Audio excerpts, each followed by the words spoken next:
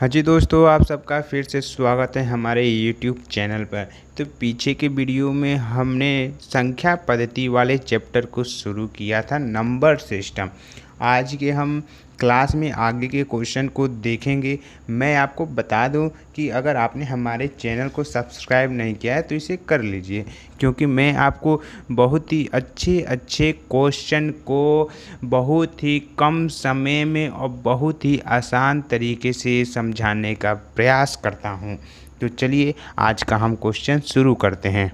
तो फ्रेंड्स चलिए, तो आज का जो हमारे पास पहला क्वेश्चन होगा वह क्वेश्चन है, मेरे पास x गोलियां हैं, मेरे बड़े भाई के पास मुझसे 3 अधिक गोलियां हैं, जबकि मेरे छोटे भाई के पास मुझसे 3 कम गोलियां हैं। यदि गोलियों की कुल संख्या 15 है तो मेरे पास कितनी गोलियां हैं। फिर से समझिए आप क्वेश्चन को। मेरे पास x गोलियां हैं, मेरे बड़े भाई के पास मुझसे 3 अधिक गोलियां हैं, जबकि मेरे छोटे भाई के पास मुझसे 3 कम गोलियां हैं। यदि गोलियों की कुल संख्या 15 है तो मेरे पास कितनी गोलियां हैं। तो देखिए क्वेश्चन क्या कहा है, पहले जो क्वेश्चन कहा है उसे हम लिख लेते हैं। तो क्वेश्चन बोला है मेरे बड़े भाई के पास गोलियों की संख्या कितनी है, तो उससे 3 अधिक है। तो हमने मान लिया कि उसके पास क्वेश्चन में दिया हुआ x गोलियां हैं, तो माना कि उसके बड़े भाई के पास कितनी गोलियां हो जाएंगी, 3 अधिक है तो उसके बड़े भाई के पास x + 3 गोलियां हो जाएंगी। ठीक, अब देखिए छोटे भाई के पास बोल रहा है कि 3 कम गोलियां हैं, तो उसके छोटे भाई के पास क्या कितनी गोलियां हैं, x - 3 गोलियां हैं। ठीक, अब देखिए प्रश्नानुसार कुल गोलियों की संख्या कितनी है, 15 है। तो एक तो भाई उसके पास गोली हो गई और ये उसके बड़े भाई के पास, ये उसके छोटे भाई के पास, और कुल गोली जो है 15 है। तो हम इसको जोड़ देंगे तो 15 हमारा आना चाहिए। तो चलिए हम करते हैं। तो x + 3 + x - 3 हम करेंगे, इक्वल टू हम 15 यहाँ लिख देंगे। तो हम इसे जब सॉल्व करेंगे तो क्या हो जाएगा, यहाँ 3x हो जाएगा, इक्वल टू क्या हो जाएगा, 15 हो जाएगा। तो यहाँ से हमें क्या मिल जाएगी, x की वैल्यू क्या मिलेगी, x की वैल्यू 5 मिल जाएगी। ठीक, तो हमारे पास कितनी गोलियां हो जाएंगी, हमारे पास मतलब x के पास कितनी गोलियां हो जाएंगी, 5 गोलियां हो जाएंगी। ठीक, तो मेरे पास कितनी गोलियां हो जाएंगी, 5 गोलियां हो जाएंगी। तो ऑप्शन नंबर जो है बी सही हो जाएगा। ठीक फ्रेंड्स, तो अब चलिए हम अगला क्वेश्चन करते हैं कि 3957 में 5349 को जोड़ा जाता है।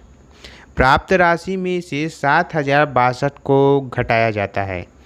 परिणामी संख्या किससे विभाज्य नहीं होगी। यहाँ हमारे पास 4 ऑप्शन दिए हुए हैं, 4, 3, 7 और 11। तो देखिए हम इस क्वेश्चन को बहुत ही आसान तरीके से किस तरीके से करेंगे। तो देखिए सबसे पहले जैसे क्वेश्चन कह रहा है वैसे हम लिखने का प्रयास करते हैं।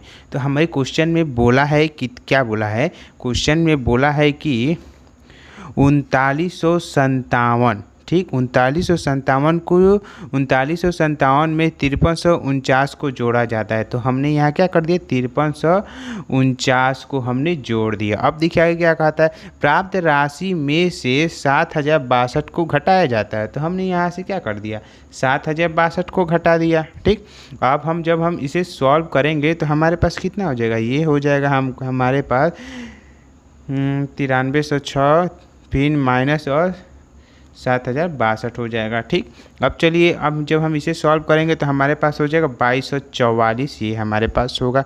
ठीक, अब देखिए क्वेश्चन में क्या बोला है कि परिणामी संख्या किससे विभाज्य नहीं होगी। तो जाहिर सी बात है जितने ऑप्शन है उन सबसे हम इसे डिवाइड करके देख लेते हैं, जिससे विभाज्य नहीं होगी वह संख्या से विभाज्य नहीं होगी।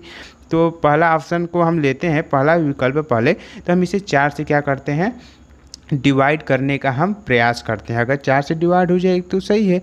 तो देखिए तो यह है कितने बार में होता है, 561 बार में भाज्य हो जाता है। ठीक, यह क्या है, भाज्य। ठीक, अब देखिए अब हम विकल्प बी को देखते हैं। जब जैसे हम विकल्प बी को लेंगे तो देखिए यह भी क्या हो जाएगा, यह भी 748 बार में यह यह जब हम विकल्प बी मतलब 3 से हम इसे डिवाइड करेंगे तो ये कितने बार में ख़त्म हो जाएगा, 748 बार में। अब वही हम जब विकल्प हम सी लेंगे तब देखिए यह अभाज्य हो जाएगा, ठीक, अभाज्य हो जाएगा। यह कितने बार में जाएगा, देखिए अगर हम यहाँ देखिए, जब हम यहाँ देखिए, जब हम इसको हम क्या करते हैं 2244 को जब हम विकल्प सी मतलब 7 से हम डिवाइड करेंगे तो हमारे पास क्या मिलेगा, हमारे पास होगा 320 सही 4/7, जो कि क्या है, अभाज्य संख्या है। तो आगे अगर देखना चाहेंगे तो आगे भी देख लेंगे आप। डी नंबर का ऑप्शन देखिए, डी नंबर को हम जैसे करते 2244 और बाई 11 से डिवाइड करेंगे तो ये 204 बार में चला जाएगा। तो ऑप्शन ए, ऑप्शन बी और ऑप्शन डी यह 4 से पूर्णतः भाज्य है, डिवाइड हो जा रही है। लेकिन जो ऑप्शन सी है जब हम 7 से डिवाइड कर रहे हैं तो ये पूर्णतः अभाज्य है, ठीक, अभाज्य है, पूर्णतः नहीं विभाज्य हो रही। तो ऑप्शन नंबर सी जो है हमारा सही हो जाएगा। ठीक फ्रेंड्स, देखिए हमारे पास जो अगला क्वेश्चन है वह है, जब n को 5 से विभाजित किया जाता है तो शेषफल 2 आता है। तदनुसार n स्क्वायर को 5 से विभाजित करने पर शेषफल कितना होगा। तो देखिए बहुत ही आसान क्वेश्चन है और इसको करने के 2 तरीके हमारे पास हैं। तो देखिए सबसे पहले ध्यान से क्वेश्चन को देखिए। क्वेश्चन क्या है, जब n को 5 से विभाजित किया जाता है तो शेषफल 2 आता है। शेषफल कितना आता है, 2 आता है जब 5 से विभाजित किया जाता है। तो हमसे पूछा गया है कि जब n स्क्वायर को 5 से विभाजित करने पर शेषफल कितना होगा। तो देखिए, तो हमने क्या कर लिया, माना संख्या हमने क्या कर लिया, n=7 मान लेते हैं। ठीक, n=7 क्यों मानेंगे इसे हम आगे आपको बताएंगे। तो हमने n जब 7 माना, ठीक, तो क्या होगा, तो देखिए जब हम n/5 किए, ठीक, या फिर हम 7/5 कर दे, 7/5 कर दे, तो हमें शेषफल कितना होगा, शेषफल हमारे पास 2 बचेगा। तो आप जान गए कि हमने 7 क्यों लिया, क्योंकि जब हम इसे 5 से डिवाइड कर रहे हैं तो हमें शेषफल 2 मिल रहा है। और क्वेश्चन में साफ साफ बोल रहा है कि जब हम n को 5 से विभाजित करते हैं तो शेषफल 2 मिलता है। ठीक, आप अगर चाहें तो 7 को छोड़कर कुछ और भी ले सकते हैं, लेकिन बट क्या चाहिए, शेषफल आपको 2 ही चाहिए। ठीक ना, तो हमने इसको लिया। अब देखिए अब हम क्या करेंगे, इसका हम स्क्वायर करेंगे। जब क्वेश्चन में कहा है कि n स्क्वायर को जब 5 से डिवाइड किया जाए तो क्या आएगा। ठीक, तो हम क्या करेंगे, यहाँ देखिए, तो हम इसका 7 का स्क्वायर कर देंगे और 5 से डिवाइड कर देंगे। जब हम 7 का स्क्वायर करेंगे तो कितने 7 49 हो जाएगा और 5 से डिवाइड करेंगे तो हमारे पास शेषफल कितना हो जाएगा। तो हम 9 बार में ये जाएगा, 9 बार में जाएगा और शेषफल हमारे पास जो बचेगा, शेषफल कितना बच जाएगा, शेषफल हमारे पास हो जाएगा 4। हमारे पास शेषफल बचेगा क्योंकि 9 5 45 होता है और 49 में से जब हम 45 को जब हम सब्ट्रैक्ट करेंगे तो हमें शेषफल 4 मिल जाएगा। अब चलिए देखिए दूसरा जो मेथड है हमारे पास, दूसरा मेथड यह है कि n को 5 से विभाजित करने पर शेषफल 2 आता है। ठीक, ये क्वेश्चन में कहा गया है। तो n निश्चित रूप से 5 से विभाज्य होने वाली संख्या में 2 जोड़ने पर प्राप्त होगा। देखिए n कैसे प्राप्त होगा, जब शेषफल हमें 2 प्राप्त होता है तो निश्चित रूप में अगर हम 5 से, ठीक, उस संख्या में, ठीक, तो हम उस संख्या में 5 से विभाजित होने वाली संख्या में 2 जोड़ देंगे। ठीक, 5 से विभाजित होने की संख्या में हम जैसे ही 2 जोड़ेंगे तो हमें 5 + 2, ठीक, तो हमें n की वैल्यू पता चल जाएगी कितनी है। ठीक, अब चलिए माना कि n = 12 रखने पर, अब हम क्या करते हैं कि n = अगर हम 12 रख लेते हैं तो देखिए, क्योंकि 12 क्यों रखे हैं, हम आपसे बोले थे पहले मेथड से जैसे ही किए थे कि आप ऐसे कोई भी ले सकते हैं लेकिन आपको शेषफल 2 चाहिए। यहाँ देखिए जब हम यहाँ 12 लेंगे और जब हम 5 से डिवाइड करेंगे तो शेषफल तो भाई अगर 2 बार में ये जाएगा तो शेषफल हमारे पास तो 2 बचेगा ही। ठीक, तो 2 बार में जाएगा और क्या शेषफल हमारे पास कितना बच जाएगा, शेषफल हमारे पास 2 बच जाएगा। ठीक, अब देखिए अब हम इसका भी स्क्वायर कर देंगे, 12 का स्क्वायर अपन क्या कर देंगे 5 कर देंगे तो ये हो जाएगा 144/5। तो ये कितनी बार में जाएगा भाई, 28 बार में जाएगा और शेषफल जो होगा हमारे पास कितना हो जाएगा, शेषफल हमारे पास हो जाएगा 4 हो जाएगा। तो ठीक है फ्रेंड्स, अब चलिए हम अगले क्वेश्चन की तरफ चलते हैं। अगला क्वेश्चन जो हमारे पास है वह सबसे बड़ी संख्या ज्ञात करें जो n का पावर क्यूब माइनस n और n-2 के रूप वाली प्रत्येक संख्या को पूर्णतः विभाजित करेगी, जहां n कोई 2 से बड़ी प्राकृतिक संख्या है। तो देखिए कैसे करेंगे। प्रश्नानुसार हम चलेंगे तो हमारे पास क्वेश्चन में दिया हुआ है n³ माइनस n, ठीक, और n-2, ठीक। तो हम इसको पहले सिंप्लीफाई करने का प्रयास करते हैं। तो सिंप्लीफाई करने के लिए हम क्या करेंगे, यहाँ से हम n को कॉमन लेंगे और n को कॉमन लेंगे तो अंदर हमारे पास क्या n² माइनस 1 हो जाएगा और यहाँ n-2 हो जाएगा। अब चलिए हम अगला स्टेप में देखते हैं। तो हम क्या करेंगे, n हो जाएगा, फिर हम इसको सिंप्लीफाई करेंगे तो हमारे पास हो जाएगा n-1 हो जाएगा और यहाँ n+1 हो जाएगा और फिर यहाँ हम क्या कर देंगे, यहाँ हम n-2 हम कर देंगे। अब देखिए क्वेश्चन को ध्यान से पढ़िए, जहाँ n कोई 2 से बड़ी प्राकृतिक संख्या, तो 2 से बड़ी प्राकृतिक संख्या क्या हो सकती है, n=3 ही होगा, जाहिर सी बात है, आप सभी जानते हैं। तो हम यहाँ n को =3 अगर लेते हैं, 3 लेते हैं तो हमारे पास संख्या क्या हो जाएगा, तो देखिए संख्या क्या हो जाएगा, n की जगह हम 3 रख देते हैं तो यहाँ 3 हो जाएगा, यहाँ 2 हो जाएगा, यहाँ 3 हो जाएगा और यहाँ क्या हो जाएगा, यहाँ हमारे पास 1 हो जाएगा। और जब इसको सॉल्व करेंगे तो हमारे पास क्या हो जाएगा, 24 हमारे पास आंसर हो जाएगा। तो देखिए कितने आसानी से, कितने आराम से यह क्वेश्चन आपके सॉल्व हो गए, ठीक। तो आप इसको वीडियो को यार शेयर भी किया कीजिए, ठीक। अब चलिए हम अगला क्वेश्चन देखते हैं। जो हमारे पास अगला क्वेश्चन है, तो जो हमारे पास अगला क्वेश्चन है, यदि n कोई भी 1 से बड़ी प्राकृतिक संख्या हो, ठीक, n जो है कोई भी 1 से बड़ी प्राकृतिक संख्या हो तो n² के नीचे दी गई संख्याओं में से किस संख्या से सदैव विभाज्य होगी, ठीक, नीचे दी गई संख्या में से किस संख्या से सदैव विभाज्य होगी।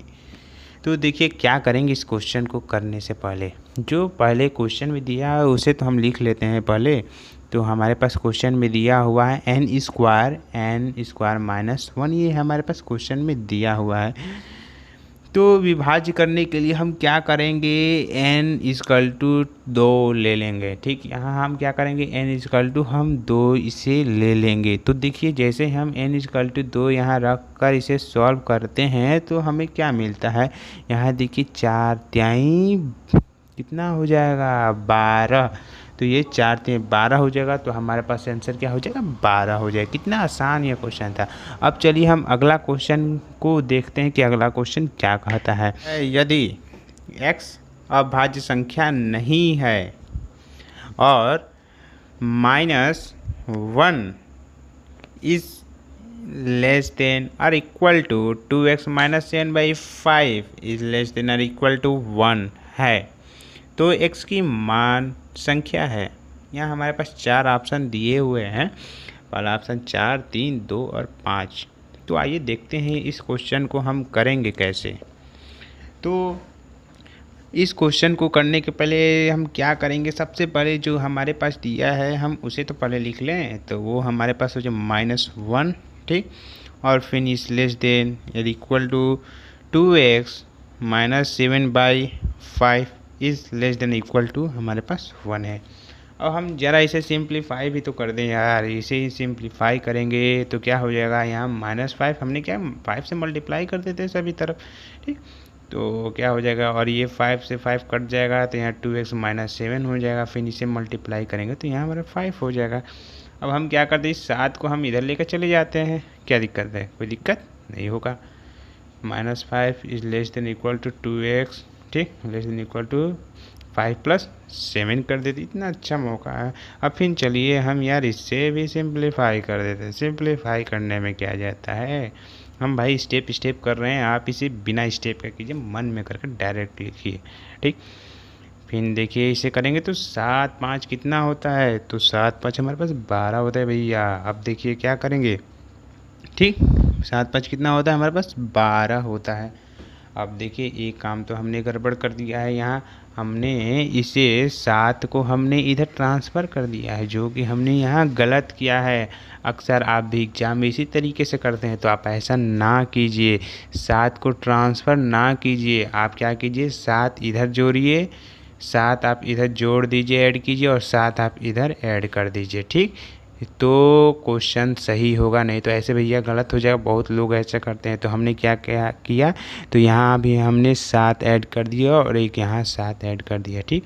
अब देखिए तो यहाँ भी तो 7 ऐड करेंगे, अब ये इतना हो गया। अब हम जब इसे करेंगे 5 में से 7 में से 5 जगह तो हमारे पास 2 हो जाएगा, तो हमने यहाँ 2 लिख दिया, ठीक। अब सिंप्लीफाई हुआ, क्वेश्चन इजी हो गया और आसान हो गया। अब आप इजली इसके सही आंसर को आप फाइंड कर पाएंगे। अब हम क्या करेंगे, इसे 2 से डिवाइड कर देते हैं, तो हमारे पास 1 is less than equal to हो जाएगा x, फिर लेस देन इक्वल टू क्या हो जाएगा 6। तो अब देखिए साफ साफ बता रहा है कि x की वैल्यू जो है x के 1 के इक्वल है या फिर 6 के इक्वल है, या फिर 1 की वैल्यू जो है 1 से बड़ा है और 6 से छोटा है, ठीक। तो देखिए हमारे पास ऑप्शन में 4 दिए हुए हैं, 4, 3, 2 और 5, और साफ साफ क्वेश्चन में बोल दिया कि x एक अभाज्य संख्या नहीं है। x जो है अभाज्य संख्या नहीं है, मतलब x क्या है, भाज्य संख्या है, ठीक ना। तो देखिए क्या होगा, तो यहाँ ऑप्शन कौन सा हो जाएगा, यहाँ ऑप्शन आपका जो सही होगा वह होगा 4 नंबर का ऑप्शन सही हो जाएगा, ठीक। मतलब ए नंबर का ऑप्शन सही होगा, क्योंकि देखिए 2, 3, 5, ठीक, ये क्या है, ये जो है अभाज्य संख्या हैं, ठीक। और 4 जो है वह एक क्या है, भाज्य संख्या है। 4 जो हमारे क्या है, यह एक भाज्य संख्या है। अब चलिए हम अगला क्वेश्चन देखते हैं। जो हमारे पास अगला क्वेश्चन भाई क्या है, वह अगला क्वेश्चन है 3 संख्याओं का योग 91 है। क्वेश्चन ध्यान से पढ़िए, 3 संख्याओं का योग कितना है, 91 है। दूसरी संख्या पहली से 33 सही 1/3% अधिक है, और तीसरी संख्या पहली एवं दूसरी संख्या के योग से 60% अधिक है। सबसे छोटी संख्या ज्ञात कीजिए। यहाँ हमें सबसे छोटी संख्या को ज्ञात करना है। तो देखिए कैसे करते हैं, तो मान लेते हैं जो पहली संख्या हमारे पास क्या है, x। भाई मैथ में तो मानना तो पड़ता ही है, लेट तो करना पड़ता ही है, टू लेट, ठीक। तो हमने क्या कर दिया, टू लेट, ठीक, माना पहली संख्या जो है हमारे पास x है। तो दूसरी संख्या क्या होगा, क्वेश्चन पढ़िए, तो क्वेश्चन बोल रहा है जो दूसरी संख्या है पहली से 33 से 1/3% अधिक है। तो देखिए हम क्या कर देंगे, पहली संख्या हमारे पास x हो जाएगा, तो दूसरी संख्या हमारे पास क्या हो जाए, x प्लस, ठीक, x का कितना परसेंट सही अधिक है, तो 33 सही 1/3% ये अधिक है, ठीक भैया। अब देखिए अब परसेंटेज हटाने के लिए हम क्या करेंगे, 100 से हम इसे मल्टीप्लाई यहाँ हम कर देते हैं, ठीक। और इसे हम सिंप्लीफाई करने भी चलते हैं, इसे सिंप्लीफाई भी कर लेते हैं। तो देखिए क्या हो जाएगा, यहाँ x हो जाएगा, ठीक, यहाँ भाई x हो जाएगा, और क्या होगा, और बताइए, इसे सॉल्व कीजिए आप, तो यहाँ x हो जाएगा, फिर क्या हो जाएगा, फिर जब आप इसे सॉल्व करेंगे तो आपका हो जाएगा x, फिर x, फिर यहाँ हो जाएगा 100, फिर 3/100 हो जाएगा, ठीक। इतना हो जाएगा, एकदम हो जाएगा, कोई दिक्कत भैया, आप इसे सॉल्व तो कीजिए। देखिए इतना हो जाएगा। अब चलिए हम आगे जब चलते हैं तो यहाँ x प्लस x/3 हो जाएगा, ठीक, हो जाएगा यार, एकदम हो जाएगा, कटाओ तो तब ना, ऐसे का देख रहे हो। अब फिर चलिए, अब फिर हम आगे जब करेंगे तो यहाँ 4x/3 हो जाएगा। तो हमारे पास जो सेकंड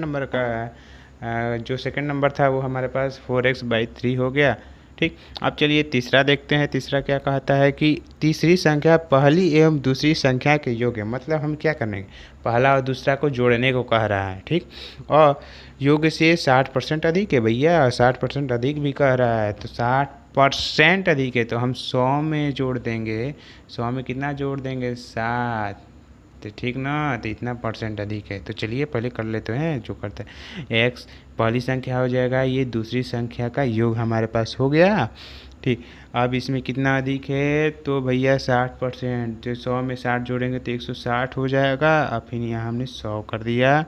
अब जब हम इसे सिंप्लीफाई करने हैं भैया, सिंप्लीफाई कीजिए और 56/15x पाइए। ठीक, सिंप्लीफाई करके देखिए, आप ना आए तो पूछिए। अब प्रश्न से देखिए, 3 संख्याओं का योग कितना है? 91 है भैया, 91, 90, 91। तो हमारे पास पहली संख्या है, ये दूसरी, तीसरी, तीनों को जोड़ के 91 लिख दो, की दिक्कत का है। हाँ, x + 4x + 3 हो जाएगा। हाँ, फिर यहाँ 56x/15 हो जाएगा, इक्वल टू 91 हो जाएगा। कोई दिक्कत नहीं होनी चाहिए। इसे सिंप्लीफाई कीजिए, सिंप्लीफाई करेंगे तो क्या हो जाएगा आपके पास? 91x इक्वल टू 91 इंटू 15 हो जाएगा। इतना हो जाएगा, एकदम हो जाएगा। तो x की वैल्यू हमारे पास कितना हो जाएगा? x की वैल्यू हमारे पास 15 हो जाएगा। इसे कटा कर तो देखिए 15 हो जाएगा। तो सबसे छोटी संख्या जो क्या है 15 हमारे पास सबसे छोटी संख्या हो जाएगी। अब चलिए हम अगला क्वेश्चन देखते हैं। अगला क्वेश्चन क्या है, जल्दी से स्क्रीन पर आ जाओ। तो अगला क्वेश्चन हमारे पास है, 5 क्रमिक विषम धनात्मक पूर्णांक का औसत 9 है, उनमें सबसे छोटा क्या है? 4 ऑप्शन दिए हुए हैं हमारे पास, इसमें से बता देना है क्या है भाई। कोई भी बता दीजिए आप। नहीं, कोई कैसे बता देते हैं? आइए पहले देख तो लेते हैं। देखिए तो क्या होगा। माना 5 क्रमिक विषम धनात्मक जो है वो क्या है? तो पहला हमने मान लिया x, मानने आता है ना, मान लीजिए। ठीक, x + 2 ना है तो पूछ लीजिए। x + 4 हमारे ग्रुप को ज्वाइन कीजिए। फेसबुक ग्रुप है, फेसबुक पर भी ग्रुप है, DPS एजुकेशन के नाम से मिल जाएगा। आपको इंस्टाग्राम चलाते हैं तो वहाँ भी हम आपको मिल जाएंगे। ठीक, आप हमसे पर्सनली कनेक्ट भी कर सकते हैं। ठीक, कांटेक्ट कीजिए, बात कीजिए, ना आए तो x + 4 हो जाएगा, यहाँ x + 6 हो जाएगा। ठीक, और क्या है, यहाँ x + 8 हो जाएगा। ठीक, तो हमने मान लिया, ये हमने क्या माना है, विषम क्रमिक धनात्मक पूर्णांक हमारे पास है, जो क्वेश्चन में हमें बोल रहा था कि 5 क्रमिक विषम धनात्मक पूर्णांक का औसत 9 है। तो भैया औसत कैसे निकालते हैं? संख्याओं का योग अपना संख्याओं की संख्या, तो हम इन सबको जोड़ देते हैं। x + 2 फिर प्लस x + 4 फिर x + 6 फिर x + 8 अपान कितना कर दें हम? अपान भैया 5 करोगे ना, 5 संख्या औसत कितना है? 9 है। अब इसे सिंप्लीफाई कीजिए, सिंप्लीफाई करेंगे तो ये पूरा कितना हो जाएगा? 5x होगा। और फिर कितना हो जाएगा? इसे जोड़ेंगे तो 20 हो जाएगा, और ये कितना हो जाएगा? इतना जाएगा तो 45 हो जाएगा। ठीक, अब देखिए हम क्या करेंगे, इसका 5x कर देंगे, और फिर यहाँ 25 25 हो जाएगा। तो ये x की वैल्यू क्या हो जाएगा यार? x की वैल्यू 5 हो जाएगी। क्या है? सबसे छोटा धनात्मक पूर्णांक संख्या 5। आंसर झटाक देनी आ गया। अब चलिए हम अगला क्वेश्चन देखते हैं। यदि a/b का भागफल धनात्मक है तो निम्नलिखित में से क्या सही होना चाहिए? ठीक, क्या सही होना चाहिए? तो बताइए क्या सही होना चाहिए। तो चलिए देखते हैं क्या सही होना चाहिए। यदि a/b का मान धनात्मक है, यदि देखिए a/b का मान क्या है? धनात्मक है। ठीक ना, तब देखिए a/b या तो दोनों धनात्मक होंगे, a या b दोनों क्या होंगे? धनात्मक होंगे, या दोनों ऋणात्मक होंगे। ठीक, अतः ए बी हमेशा 0 से बड़ा होगा। तो इसका ऑप्शन कौन सा हो जाएगा? सी नंबर का ऑप्शन सही हो जाएगा। ए बी क्या होगा? 0 से हमेशा बड़ा होगा। ए बी हमेशा 0 से बड़ा होगा। समझ में आया? नहीं समझ में? एक बार फिर से समझिए। क्वेश्चन में हमारे पास दिया हुआ है a/b का भागफल धनात्मक है। भाई इसका भागफल जब धनात्मक है तो ए बी दोनों क्या होंगे? धनात्मक होंगे या फिर दोनों ऋणात्मक होंगे। ठीक, भाई दोनों धनात्मक हो या फिर दोनों ऋणात्मक हो। ठीक, ये दोनों ऋणात्मक हो या फिर दोनों क्या हो? धनात्मक हो। जब हम इसे मल्टीप्लाई करेंगे तो हमें तो पॉजिटिव ही मिलेगा, वो तो हमेशा 0 से बड़ा ही होगा। दो ऑप्शन सी नंबर। तो क्या है, ये ऑप्शन सही हो जाएगा सी नंबर का। अब चलिए हम अगला क्वेश्चन देखते हैं। जो हमारे पास अगला क्वेश्चन है वह है 2 धनात्मक संख्याओं का गुणनफल। ठीक, कितना है?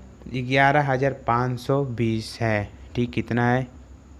11,520 है और उनका भागफल जो है 9/5 है। दोनों संख्याओं का अंतर ज्ञात कीजिए। तो देखिए कैसे करेंगे, ध्यान से पढ़े क्वेश्चन को, नहीं पढ़े तो यार पढ़ लीजिए, आगे है क्या है क्वेश्चन पढ़िए। तो देखिए कैसे करेंगे। सबसे पहले मान लेंगे कि दो संख्या क्या है, ए और बी। हमने मान लिया कि दो संख्या क्या है, ए व बी दो संख्या है। यहाँ बोले दो धनात्मक संख्याओं का गुणनफल बोला है, तो हम क्या करेंगे, ए और बी इक्वल टू कितना कर देंगे, 11,500 हमने 20 कर दिया यहाँ। ठीक, अब देखिए क्या कहा है हमारे पास, उनका भागफल जो है क्या है, 9/5 है। तो इनका भागफल मतलब ए बाई बी कितना है, 9/5। 9 बटा कितना हो जाएगा, 5 हो जाएगा। ये पहला हो जाएगा और ये क्या हो जाएगा, दूसरा हो जाएगा हमारे पास। ठीक, अब देखिए हम पहला समीकरण और दूसरे समीकरण को हम सॉल्व अब कैसे करेंगे, तो इसे सॉल्व करने का तो प्रयास करें। तो देखिए ए बी हमारे पास कितना दिया है, 11,520 दिया हुआ है। ठीक, दिया हुआ है ना भैया, दिया हुआ। अब हम क्या करेंगे, इसको डिवाइड कर देते हैं।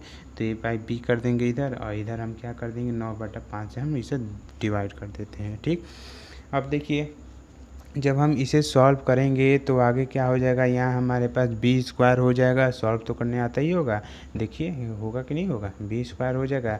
ये इससे कट जाएगा और ये ऊपर चला जाएगा। ठीक, तो बी स्क्वायर कितना हो जाएगा हमारे पास, बी स्क्वायर हमारे पास हो जाएगा इतना हो जाएगा 6400। ठीक, 64 इतना। अब फिर देखिए अब हम क्या करेंगे, तो हमारे पास बी स्क्वायर इतना होगा, तो भाई इसको हमें वर्गमूल इसका निकालेंगे तो बी हमारे पास कितना हो जाएगा, बी हमारे पास हो जाएगा 80 हो जाएगा। ठीक, 80 ठीक हो जाएगा ना। अब देखिए अब हमारे पास को ए की वैल्यू फाइंड करनी है, तो ए की वैल्यू हमारे पास इतना दिया हुआ है। तो यहाँ से हम क्या करें, ए इक्वल टू 11,520 अपन बी हो जाएगा। यहाँ इससे हम 11,520 से 80 से जब डिवाइड कर देंगे तो हमारे पास जो आंसर मिलेगा वह हो जाएगा 144 हो जाएगा। अब देखिए हमसे क्वेश्चन में क्या पूछा था कि दोनों संख्याओं का अंतर बताइए। तो अंतर क्या बताना है, a माइनस बी हमें बताना है। a की वैल्यू कितना है, 144 से b की वैल्यू 80 है। घटाएंगे कितना हो जाएगा, 64 आ जाएगा। हमारे पास जो सही आंसर क्या हो जाएगा, 64, जो कि बी नंबर का ऑप्शन सही है। ठीक फ्रेंड्स, अब चलिए हम अगले क्वेश्चन को भी देख लेते हैं। जो हमारे पास अगला क्वेश्चन है वह है, दो क्रमिक विषम पूर्णांक वाले वर्गों के बीच का अंतर हमेशा किससे विभाज्य होता है। ठीक, दो क्रमागत विषम पूर्णांक वाले वर्गों के बीच का अंतर हमेशा किससे विभाज्य होता है। तो देखिए दो क्रमागत पूर्णांक वाले वर्गों के बीच का अंतर हमेशा 8 से विभाज्य होता है। इसे याद कर लीजिए, क्या याद कर लीजिए कि दो क्रमागत पूर्णांक वाले वर्गों के बीच का अंतर हमेशा 8 से विभाज्य होता है। तो देखिए अब इसका मतलब क्या हुआ, इसका मतलब हमारे पास ये हुआ कि 3 square minus 1 square equal to कितना, 9, 1 इक्वल टू 8, ये हो गया। ठीक, अब देखिए अब हम अगला देखते हैं, तो 5 स्क्वायर माइनस 3 स्क्वायर हम ये देखते हैं, तो ये हो जाएगा 25 माइनस 9, तो ये कितना हो जाएगा 16। ये भी भाई 8 से भाई हो रहा है, हमेशा विभाज्य हो रहा है। अब अगला देखते हैं हम क्या है, 7 स्क्वायर, 7 का स्क्वायर फिर माइनस 5 का square equal to 49 minus 25 equal to कितना हो जाएगा 24। भाई अभी तो 8 से विभाज्य हो गया, प्रूफ हो गया कि नहीं हो गया, हो गया ना। क्वेश्चन के दो क्रमागत विषम पूर्णांक वाले वर्गों का योग। पहला क्रमागत विषम क्या था, 1 था, 2 तो है नहीं, 3 लिया। यहाँ 3 था, 4 तो है नहीं तो 5 लिए, 5 है, 6 तो है नहीं तो 7 लिया। इसी तरह देखिए आप इसी तरह आगे भी लेंगे तो वो भी हो जाएगा। ठीक, तो अब देखिए अगला क्वेश्चन हमारे पास क्या है, 4 अंकों की वह सबसे बड़ी संख्या कौन सी है जो पूर्ण वर्ग भी है। तो देखिए सी नंबर का ऑप्शन इसका सही होगा। आपको याद होगा आंसर, नहीं याद है तो ये हम बताते हैं क्यों। सी नंबर का ऑप्शन क्या है, 9801 है। ठीक है ना, एक क्या है, एक पूर्ण वर्ग संख्या है जो कि 99 का वर्ग है, जबकि अन्य सभी पूर्ण वर्ग संख्याएं नहीं हैं। साफ साफ इसे पता चल रहा है ना। 4 अंकों की वह सबसे बड़ी संख्या कौन सी जो पूर्ण वर्ग भी है। तो ये सब 4 अंक की तो सभी हैं, लेकिन कौन सा इसका पूर्ण वर्ग है। पूर्ण वर्ग इसका कौन सा है, पूर्ण वर्ग इसका कौन सा है। तो सी नंबर का ऑप्शन का पूर्ण वर्ग हो जाएगा। यह कितना है भैया, यह जो है आपका 9801 इसका है, ये है आपका 99। जब आप 99 का स्क्वायर करेंगे, वर्ग करेंगे, तो आपको इतना मिलेगा। अब चलिए हम अगला क्वेश्चन देते हैं। दो संख्याओं का योग 37 है। ठीक, दो संख्याओं का योग 37 है और उनके वर्गों का अंतर 185 है। तो दो संख्याओं का अंतर क्या होगा। 4 ऑप्शन दिए हुए हैं, बताइए कौन सा है। हमने तो बता दिया भैया, ऑप्शन ए है। कैसे, ये भी बता दे। चलिए आइए देखते हैं कैसे।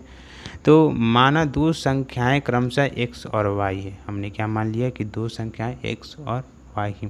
प्रश्न क्या कह रहा है, प्रश्न तो देखिए, दो संख्याओं का योग 37 है। तो हमने क्या कर, इसे योग कर देते हैं यार, इसे हमने योग कर दिया 37 से। जो प्रश्न करे वो करने में क्या दिक्कत है। ठीक, और उनके वर्ग का अंतर 150 है। वर्ग का भी अंतर कर दें, तो चलिए ये भी कर देते हैं। X square minus y square कर देते हैं। इसका अंतर कितना बता रहा है, 185 बता रहा है। तो इक्वेशन भी कर देते हैं, इतना मेहनत किए हैं। ठीक, अब क्या कर दे, इक्वेशन भी बन गया भैया। अब हम क्या करें, तो हम इसको सिंप्लीफाई भी कर देते हैं फार्मूला लगाकर। ठीक, तो ये हो जाएगा x माइनस वाई, ये हो जाएगा x प्लस वाई हो जाएगा। ठीक, यहाँ 185 हो जाएगा। ठीक, हो जाएगा ना, एकदम हो जाएगा। यहाँ देखिए, अब यहाँ देखिए x प्लस वाई कितना 37 दिया हुआ है, तो हमने यहाँ क्या लिखा 37 लिख दिया और यहाँ x माइनस वाई कर दिया। ये कितना 185 हमारे पास ये हो जाएगा, हो जाए एकदम हो जाएगा। अब देखिए x माइनस जो y है यह क्या हो जाए 185 और 37, तो कितनी बार में जाएगा भैया, 5 बार में चला जाएगा। देख लीजिए।